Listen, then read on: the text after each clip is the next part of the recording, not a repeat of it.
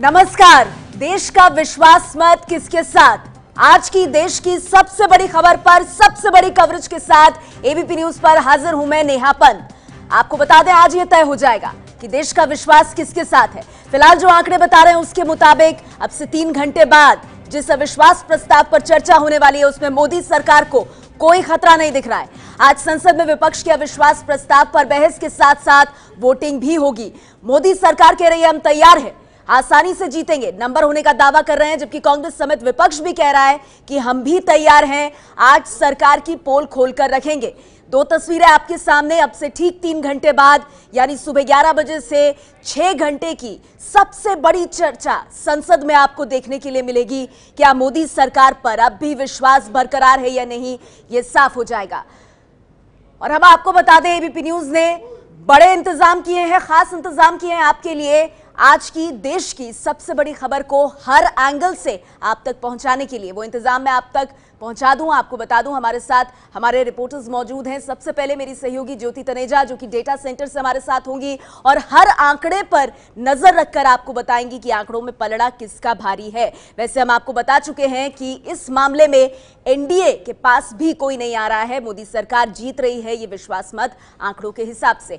News room से मेरी सहयोगी अमांद्रा भट्ट हमारे साथ मौजूद होंगी और हर बड़ी ब्रेकिंग खबर सबसे पहले यहां एबीपी न्यूज पर अमांद्रा आप तक पहुंचाएंगी। इतना ही नहीं, आप जनता जनार्दन इस देश में सबसे ऊपर हैं, तो जनता की नब्ज टटोलते हुए विजय चौक से जल्द ही मेरी सहयोगी चित्रा त्रिपाठी भी हमारे साथ जुड़ेंगी और बताएंगी कि संसद में जो कुछ हो रहा है बाहर लोग उसे कैसे देख रहे हैं। अब आपको हम डेटा दिखाते हैं कि आखिर लोकसभा की इस वक्त की मौजूदा स्थिति क्या है और अगर 18 सांसद जो हैं शिवसेना के उन्हें माइनस कर दिया जाए तो फिर स्थिति क्या बनती हुई दिखाई देगी। देखिए आपके सामने देश का विश्वास मत किसके साथ है, ऐसे में ये बड़ा सवाल जरूर खड़ा हो जाता है और स्थिति क्या होगी। देखिए आपके सामने एनडीए के 312 के सांसदों को अगर मिला दिया जाए, जिसमें से एआईएडीएमके के 37 सांसद साफ तौर पर कह दिया है कि वो साथ देने वाली है एनडीए का। ये देखिए अगर इसको प्लस कर दिया जाए तो ये आंकड़ा 349 का बैठ जाता है, यानी कि जो बहुमत का आंकड़ा है इससे कहीं आगे। और अगर 18 शिवसेना के सांसदों को हम इसमें माइनस कर दे तो ये आंकड़ा उससे कम का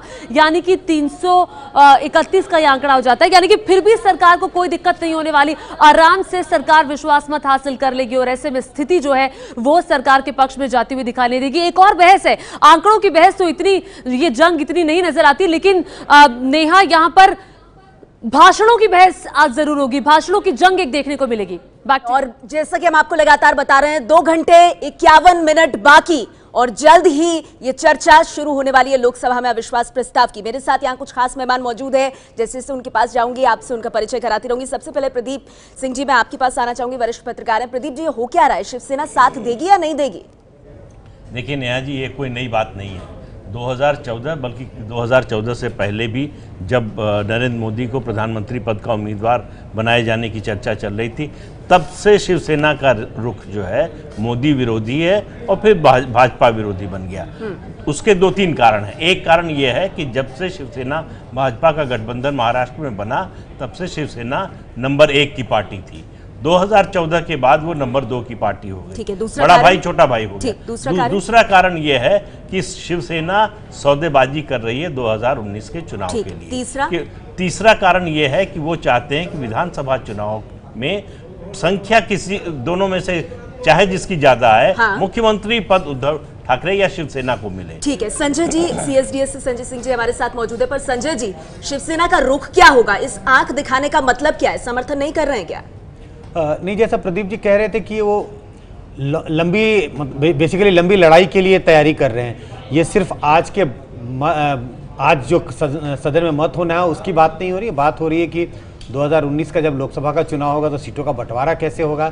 तो अभी से एक तरह से प्रेशर डालने का प्रेशर टेक्निक अपना रही है 2019 के लिए सौदेबाजी की कोशिश। मेरे साथ महाराष्ट्र की राजनीति पर बहुत जबरदस्त पकड़ रखने वाले अशोक वानखेड़े जी भी मौजूद हैं। अशोक वानखेड़े जी, क्या चाहती है शिवसेना और अविश्वास प्रस्ताव पर इस तरह से गोलमोल रवैया अपनाकर और इतना कड़ा हमला बीजेपी पर बोलकर कुछ हासिल होगा? देखिए, बीजेपी के खिलाफ बोलना उनकी अब मजबूरी हो गई है, क्योंकि जब राजनीतिक प्रस्ताव उन्होंने अपने अधिवेशन में पारित किया और अकेले जाने की बात की चुनाव में, तो उन्हें अपने पार्टी को मजबूत करना होगा।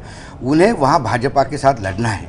दूसरी बात है कि उनकी नाराजगी इस बात से है कि जब विधानसभा के पिछले चुनाव हुए तब बीजेपी ने उनको आखिरी समय तक ये बोल के सीट शेयरिंग के रेशो को लेके लटकाए रखा और अपनी लिस्ट घोषित की। शिवसेना अपने पूरे लोगों को तक खड़े नहीं कर पाई, ये शिवसेना की स्थिति थी। तो शिवसेना इसको विश्वासघात मानती है और तब से ये लगातार झगड़े चल रहे हैं और इसे पाटने वाला कोई नहीं है। पहले प्रमोद महाजन हुआ करते थे जो शिवसेना के साथ ये एक अंडरस्टैंडिंग था उनका कि जो नाराजगी झेल लेते थे। अभी ऐसा है कि केंद्र में गुजरात से राजनीति मूव होती है, गुजराती और मराठियों का अलग झगड़ा है मुंबई में, उसको भी एक फ्यूल करता है। तमाम फैक्टर्स है। अशोक जी जल्दी से मुझे बताइए, लग क्या रहा है आपको? कुछ शिवसेना नहीं होगा, समर्थन देगी ना? शिवसेना समर्थन देगी नहीं। शिवसेना एक ही काम कर सकती है, शिवसेना विपक्ष के साथ भी नहीं जाएगी। हो सकता है शिवसेना अपने समय का उपयोग कर सरकार पे सदन में तीखा हमला बोलते हुए वॉकआउट करेगी ताकि उनके उस विरोध भी कायम रहे। और क्योंकि सरकार के खिलाफ वो प्रस्ताव पारित नहीं जा सकते क्योंकि उनके बड़ी बात कह रहे हैं कि हो सकता है वॉकआउट कर जाए। उनके मंत्री सरकार में है। ये मोदी के खिलाफ अविश्वास नहीं है, ये एनडीए के सरकार के खिलाफ ये बड़ी बात आप कह रहे हैं। लेकिन शांतनु जी ये बताइए, अब और बचा क्या है कहने के लिए? जो बहुमत है वो भीड़ तंत्र है और खाल उधेड़ने का मौका होगा। इतना सब कुछ सुना रही है शिवसेना अपनी सहयोगी बीजेपी को ऐसे मौके पर। नेहा जी, जैसे प्रदीप जी ने कहा, संख्या के बल पे तो सबको पता है कि ये जो अविश्वास प्रस्ताव है एक हंसी का आपकी संख्या भी बताई 350 पे पहुंच रहा है एआईडीएमके के साथ। देखिए इस समय केवल मिनट हैं, जो मिनट का आंकड़ा आया है, शिवसेना को 14 मिनट मिलेंगे आज की 5.5 घंटे। तो वो 14 मिनट के लिए वो जितनी झगड़ा कर लें, और जो सामना में लिखा है शायद उस तरह का जो विषैले भाषण है वो शायद सदन में भी रख दें तो थोड़ी छीछा लेदर होगी। लेकिन क्योंकि जैसा प्रदीप जी ने कहा, पिछले 4 साल से हम देख रहे हैं उनके प्रवक्ता आके टीवी में बोलते हैं, सामना रोज लिख रहा है, तो अब लोगों को इसकी आदत पड़ चुकी है। सबको पता लग रहा है कि शिवसेना ना तो एनसीपी कांग्रेस के साथ जा सकती है, अकेले चुनाव लड़के वो कर क्या लेगी वहां पे, तो जाना वहीं पड़ेगा। बात का जिक्र किया तो जो शांतु जी आप कह रहे हैं, प्रदीप जी उसी को जल्दी से जोड़ते हुए मुझे ये बताइए, विपक्ष जो माहौल बनाने की बात कर रहा है एनडीए के खिलाफ, मोदी सरकार के खिलाफ, शिवसेना के रुख से क्या उसमें मदद मिलेगी? नहीं, मुझे नहीं लगता। देखिए ये घर के अंदर की लड़ाई है और लड़ाई भी ऐसी है जो तुम्ही से मोहब्बत तुम्ही से लड़ाई वाला मामला है। शिवसेना केंद्र में भी सरकार में है, राज्य में भी सरकार में है। तो अगर आपको इतनी नाराजगी, ये सरकार इतनी खराब है, तो आप सरकार से बाहर क्यों नहीं आ रहे? अच्छा, आपको क्या लग रहा है, वॉकआउट करेगी या क्या? क्योंकि उनको मालूम है कि अगर ये हमने स्टैंड लिया, सरकार के खिलाफ वोट दिया, तो केंद्र से बाहर होंगे, राज्य से बाहर होंगे और मुंबई नगर निगम से भी बाहर जाना पड़ेगा।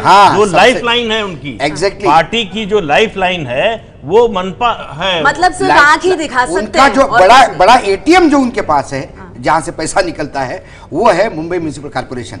वहां वो बीजेपी के भरोसे है कि राज्य में सरकार भी शिवसेना के भरोसे है। यदि शिवसेना विश्वास अपना समर्थन वापस लेती है तो वो सरकार गिरने की स्थिति में भी है। पिछले बार भी उन्होंने वॉइस वोट पे सरकार का विश्वास मत प्राप्त किया था, जो शायद पहली बार हुआ। संजय जी ये बताइए, जैसे अशोक जी ने यहाँ पर कहा कि अपनी बात रखेंगे, भाजपा के खिलाफ रखेंगे और फिर वॉकआउट कर सकती है शिवसेना, आपको क्या लगता है?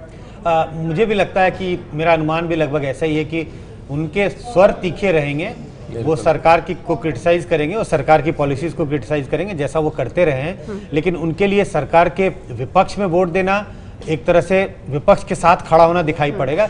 ऐसी स्थिति तो मतलब ऐसी स्थिति वो पैदा होना नहीं देना चाहते। सिर्फ तीखे बोल सकते हैं, उससे ज्यादा शिवसेना कुछ करने की स्थिति में नहीं है। और अगर शिवसेना समर्थन ना भी दे तब भी मोदी सरकार की सेहत पर, अंगणित के मामले पर कोई असर नहीं। विरोध जताने का तरीका वही है कि आप सदन से बाहर चले जाएं। नो कॉन्फिडेंस मोशन ही केवल विरोध जाने। अब से 2.5 घंटे बाद 4 साल में पहली बार मोदी सरकार की सदन के भीतर बड़ी अग्नि परीक्षा, विश्वास प्रस्ताव पर अब से 2.5 घंटे बाद सुबह 11 बजे से 6 घंटे की बड़ी चर्चा। प्रधानमंत्री मोदी ने कहा चर्चा सार्थक हो, सरकार को जीत का भरोसा, आंकड़े पक्ष में, लेकिन विपक्ष ने कहा हम माहौल बनाकर सरकार का असली चेहरा सामने लाएंगे। सड़क से लेकर संसद तक जबरदस्त हलचल आज के दिन।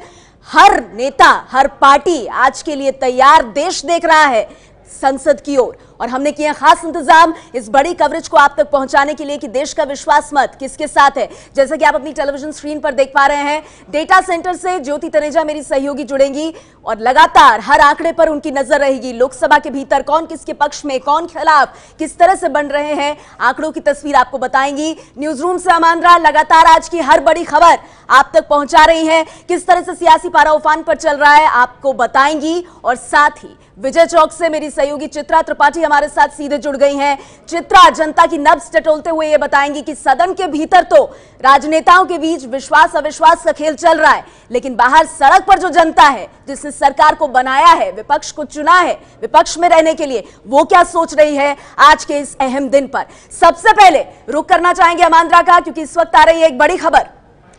जी नेहा, इस वक्त एक बड़ी खबर आ रही है। सरकार की तरफ से अविश्वास प्रस्ताव पर बहस में कौन कौन हिस्सा लेगा, कौन कौन वो वक्ता होंगे जो सरकार को डिफेंड करेंगे, उसको लेकर बड़ी खबर आई है। 2.5 घंटे बाद अविश्वास प्रस्ताव पर चर्चा शुरू होगी और बड़ी खबर यह है कि बीजेपी की ओर से जबलपुर के सांसद राकेश सिंह बोलेंगे, नई दिल्ली के सांसद मीनाक्षी लेखी बहस में हिस्सा लेंगी, राजनाथ सिंह, अर्जुन मेघवाल बहस में दखल देंगे यानी कि इंटरवीन करेंगे इस बहस में, और हरसिमरत कौर शिरोमणि अकाली दल की तरफ से वहीं रामविलास पासवान भी इस बहस में हिस्सा लेंगे। लेकिन बहस की शुरुआत टीडीपी के सांसद जयदेव गल्ला करने जा रहे हैं, लेकिन सरकार की तरफ से जो बोलेंगे उनके नाम सामने आने लगे हैं। हरसिमरत कौर शिरोमणि अकाली दल की, रामविलास पासवान भी बोलेंगे एलजेपी के, लेकिन सरकार की तरफ से राजनाथ सिंह, अर्जुन मेघवाल दखल देंगे। राकेश सिंह सांसद, मीनाक्षी लेखी सांसद जो अपने आक्रामक रुख के लिए जानी जाती हैं, वो इस बहस में हिस्सा लेने जा रहे हैं। सीधा रुख करेंगे हम नेहा का। शुक्रिया आपका आमांद्रा, बड़ी जानकारी आमांद्रा हम तक पहुंचा रही है कि किस तरह से कौन कौन से स्पीकर्स आज होने वाले हैं। और जैसा कि उसमें हमने देखा कि राकेश सिंह, हरसिमरत कौर, रामविलास पासवान, ये तमाम लोग अपनी बात रखेंगे। टीडीपी के गुंटूर से जो सांसद हैं जयदेव गल्ला माफ कीजिएगा, वो चर्चा की शुरुआत करेंगे। राजनाथ सिंह और अर्जुन राम मेघवाल जो हैं वो इंटरवीन करेंगे। ये हलचल लगातार हम आप तक पहुंचा रहे हैं। सीधे रुख करना चाहेंगे विजय चौक का, हमारे साथ मौजूद है हमारी संवाददाता चित्रा त्रिपाठी। चित्रा, हम ये जान चुके हैं कि स्पीकर सरकार की तरफ से सदन के भीतर आज कौन सामने आने वाले हैं, आपके पास क्या जानकारी? देखिए, लगातार एबीपी न्यूज इस बात की जानकारी अपने दर्शकों के सामने रख रहा है कि वो कौन कौन से स्पीकर हैं जो आज सरकार की ओर से अपना पक्ष रखेंगे। और उनमें सबसे बड़ा चेहरा जाहिर तौर पर नरेंद्र मोदी, जिनकी ओर से पहले ही स्पष्ट किया जा चुका है कि क्या बातें सदन के पटल पर रखी जानी है। लेकिन आपको बता दें नेहा, चूंकि ये जो सत्र है ये सरकार के लिहाज से काफी ज्यादा महत्वपूर्ण, क्योंकि 2019 की राजनीति परवान चढ़ रही है। पिछले 4 सालों में सरकार की ओर से क्या कामकाज किए गए हैं उसको बताने की कोशिश एक और सरकार की ओर से की जाएगी, तो वहीं दूसरी तरफ तमाम बड़े मुद्दों पर विपक्ष की कोशिश होगी कि इस चर्चा के दौरान सरकार को घेरा जाए। शायद यही वजह है कि ये सब जानते हैं, सरकार को भी पता है, विपक्ष को भी पता है कि आंकड़ों के खेल में सरकार बाजी मार जाएगी। उसके बावजूद दोनों ही पक्ष इसमें अपना अपना फायदा देख रहे हैं और विपक्ष के पास भी एक बड़ा मौका है। और जैसा कि राहुल गांधी भी बार बार इस बात का जिक्र करते रहे कि सिर्फ नरेंद्र मोदी के सामने 15 मिनट का उनको मौका दिया जाए, उसके बाद वो ये बता देंगे कि किस तरह से अपनी बात वो सामने रखेंगे। तो आज राहुल गांधी क्या कहते हैं सदन की पटल पर, इसका भी हमें इंतजार रहेगा। विपक्ष की ओर से सरकार को घेरने का ये सबसे बड़ा मौका, क्योंकि इसके बाद 2019 की राजनीति के ठीक पहले शीतकालीन सत्र शुरू होगा और शीतकालीन सत्र को लेकर भी इस वक्त कयास ये लग रहे हैं कि अगर 2019 के जो चुनाव हैं वो जो आगे आने वाले विधानसभा के चुनाव हैं उनके साथ अगर होते हैं तो फिर शीतकालीन सत्र भी उसकी भेंट चढ़ जाएगा। यानी कि ये जो सत्र है ये अपने आप में बहुत ज्यादा महत्वपूर्ण। अविश्वास प्रस्ताव में सरकार का बाजी मारना तय है, लेकिन कहीं ना कहीं विपक्ष भी इसमें अपना बड़ा फायदा देख रहा है। नेहा, बिल्कुल चित्रा, आपने बहुत सही बात कही कि इस वक्त सरकार जहां अपना रिपोर्ट कार्ड गिनाने से लेकर के ये बताने की कोशिश करेगी कि अंक गणित वो जीत रहे हैं, विपक्षी एकता की हवा निकालेगी, वहीं विपक्ष बार बार कह रहा है सरकार गिराना मंशा नहीं, हमारे पास तो इतनी ताकत ही नहीं है। लेकिन सरकार ने जो जो नहीं किया वादा करके उसकी पोल खोलेंगे। आज किसका पलड़ा भारी ये देखना होगा और प्रधानमंत्री नरेंद्र मोदी के जवाब का सबको इंतजार रहेगा। संसद में आज क्या क्या कैसे होगा जानने के लिए सीधे डेटा सेंटर चलते हैं ज्योति के पास।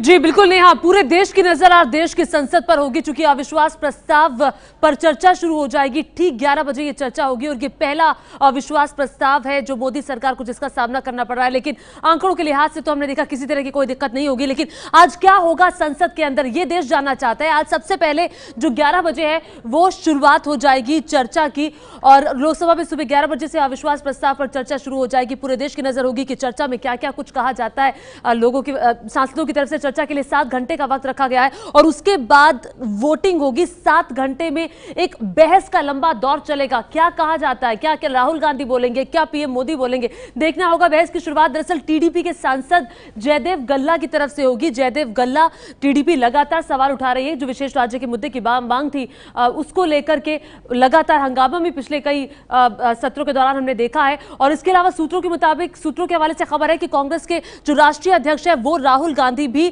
सदन में अपना बयान देंगे, बोलेंगे, चर्चा में शामिल होंगे। और राहुल गांधी बोलेंगे तो क्या कहेंगे ये देखने वाली बात होगी, क्योंकि पिछले दिनों ये कहा गया था कि राहुल गांधी बोलेंगे तो भूकंप आएगा। क्या ऐसे भूकंप जैसी तस्वीर बनेगी? और शिवसेना के सामना में कहा गया है कि बीजेपी ने किया विश्वासघात। तो हाँ ना, साथ भी है, साथ नहीं भी है, आंख भी दिखा रहे हैं। ऐसे में आज संसद में क्या होगा ये भी एक बड़ी चीज है जिस पर निगाह रहेगी। लेकिन कौन किसके साथ है, इस बीच सवाल ये खड़ा होता है। चूंकि 2019 के चुनावों से पहले एक स्थिति यहां पर भी स्पष्ट होगी। शत्रुघ्न सिन्हा जो लगातार बगावती तेवर अपनाए हुए थे, उन्होंने कहा कि ऐसी परिस्थिति में मैं सरकार के साथ हूं, मोदी सरकार के साथ, उस मोदी सरकार के साथ जिसके खिलाफ वो लगातार बोलते आए। सावित्रीबाई फुले ये भी सरकार के साथ है, ये भी अपनी सरकार को लगातार घेरती रही है। एआईएडीएमके सरकार के साथ है। अब ये बात स्पष्ट हो चुकी है। 37 सांसद है। शिवसेना का रुख अब तक साफ नहीं है।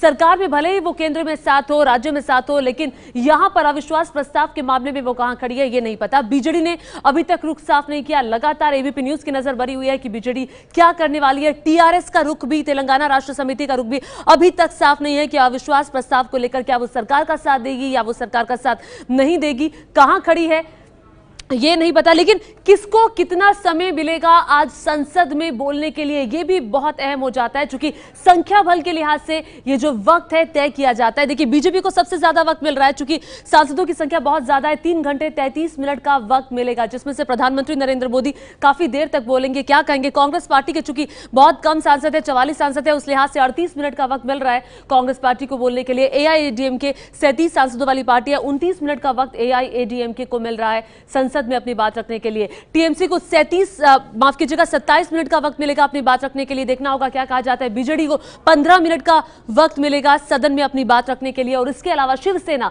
18 सांसदों वाली शिवसेना को 14 मिनट का वक्त मिलेगा अपनी बात सदन में रखने के लिए। लगातार विरोध करिए, लेकिन क्या यह विरोध संसद में भी जारी रहेगा ये खास बात रहेगी। टीडीपी को 13 मिनट का वक्त मिलने वाला है और इसके अलावा तेलंगाना राष्ट्र समिति को 9 मिनट का वक्त मिलेगा अपनी बात रखने के लिए। और इसके अलावा सीपीएम को महज 7 मिनट का वक्त मिलेगा और उन 7 मिनट में सीपीएम जो लगातार विरोध करती रही है सरकार का कई मुद्दों को लेकर, किसानों के मुद्दे को लेकर, गरीबी के मुद्दे को लेकर, एनसीपी को भी काफी कम वक्त मिलेगा। समाजवादी पार्टी को सिर्फ 6 मिनट का वक्त मिलेगा अपनी बात रखने के लिए और देखना होगा कि समाजवादी पार्टी की तरफ से कौन बोलता है। और इसके अलावा जो बाकी एलजेपी को सिर्फ 5 मिनट का वक्त मिलेगा अपनी बात रखने के लिए।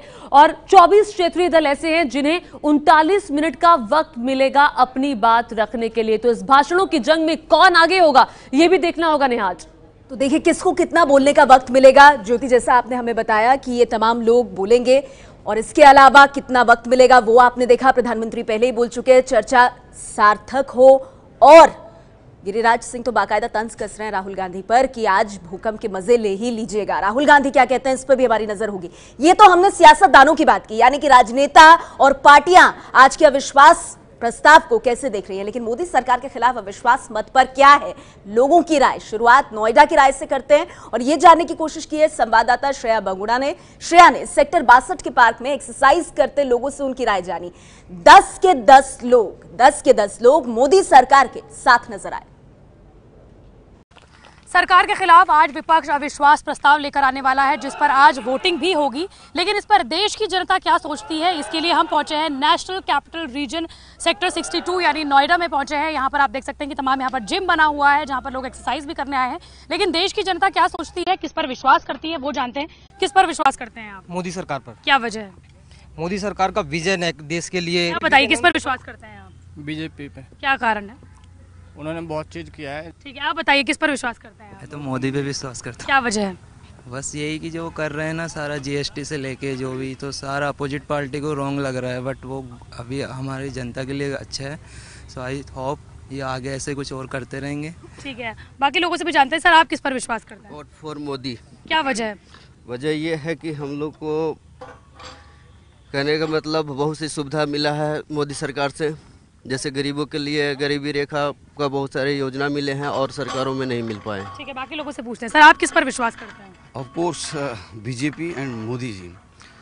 देश के इतिहास में कभी ऐसा नहीं हुआ कि मोदी जैसे हमारे पास लीडर्स आए हैं। विश्वास प्रस्ताव जो आ रहा है उस पर विपक्ष जो लेकर आ रहा है, आप किस पर विश्वास करते हैं? बीजेपी ने देश को आगे बढ़ाया है, कांग्रेस ने पीछे हटाया।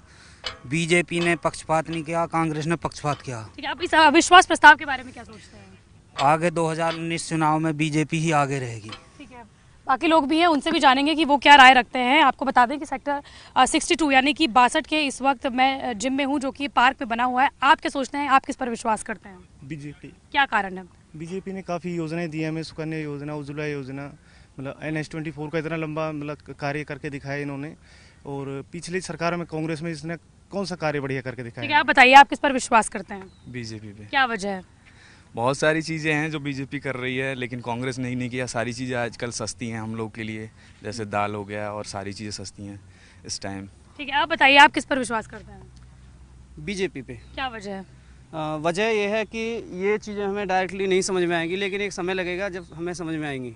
ठीक है, सेक्टर 62 यानी कि 62 के जिस पार्क में मैं मौजूद हूँ, वहाँ पर ज़्यादातर जो जनता जिनसे हमने बात की, उन सभी का ये कहना है कि वो विश्वास करते हैं प्रधानमंत्री नरेंद्र मोदी और उनकी सरकार पर। उनका ये कहना है कि जितनी योजनाएं उनके समय पर आई हैं, उतनी योजनाएं किसी और सरकार के टर्म में नहीं आई हैं, इसलिए वो प्रधानमंत्री नरेंद्र मोदी और उनकी सरकार पर विश्वास करते हैं। कैमरा पर्सन भूपेंद्र रावत के साथ श्रेया बहुगुणा, ABP न्यूज़, नोएडा।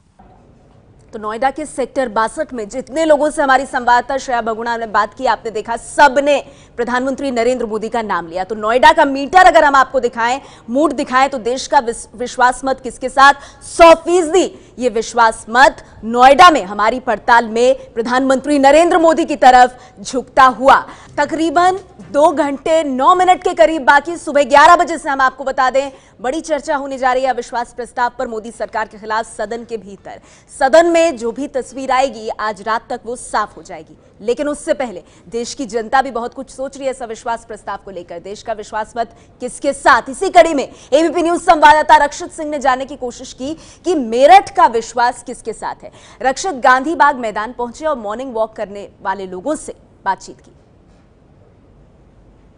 संसद में आज सरकार की अग्नि परीक्षा है। अविश्वास प्रस्ताव पर चर्चा और वोटिंग होगी। सरकार का इस परीक्षा में पास होना लगभग तय है, लेकिन विपक्ष इसी अविश्वास प्रस्ताव के जरिए अपनी ताकत दिखाने की कोशिश कर रहा है।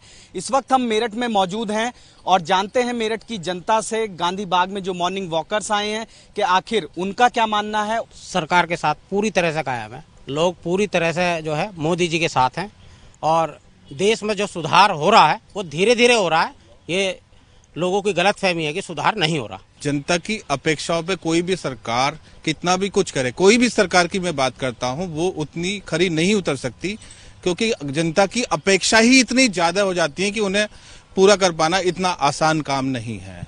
अंकल, जो उम्मीदें थी, जो वादे सरकार ने किए थे, लगता है पूरे किए हैं? लोगों का विश्वास कायम है सरकार से? पूरे नहीं कर पाए तो आधे तो कम से कम कर ही दिए हैं, और इतने भी कोई आज तक नहीं कर पाया। हम तो ये देखते थे, हमारे यहाँ 2-2 बजे रात को गैस के लिए लाइन में जाके बैठ जाते थे लोग, कंबल ओढ़, सर्दियों में गैस ही नहीं मिल पाती थी। आज घर बैठे गैस पा रहे हैं हम।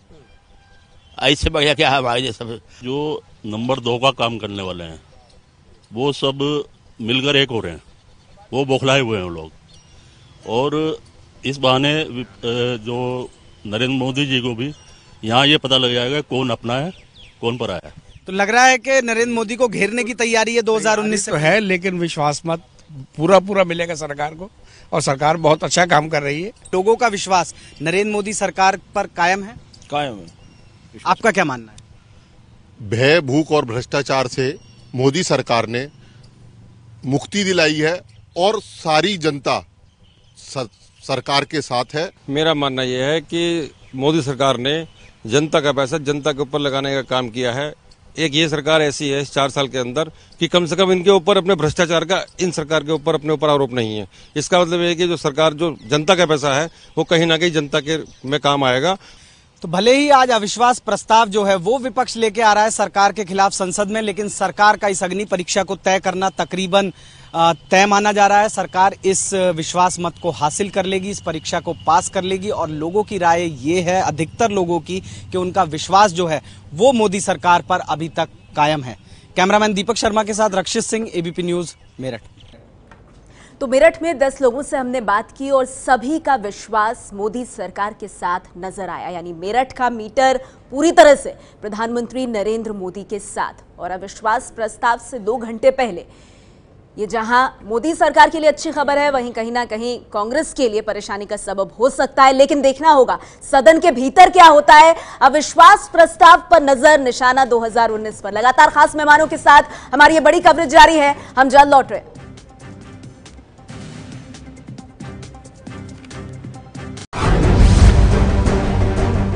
ये है एबीपी न्यूज, आपको रखे आगे।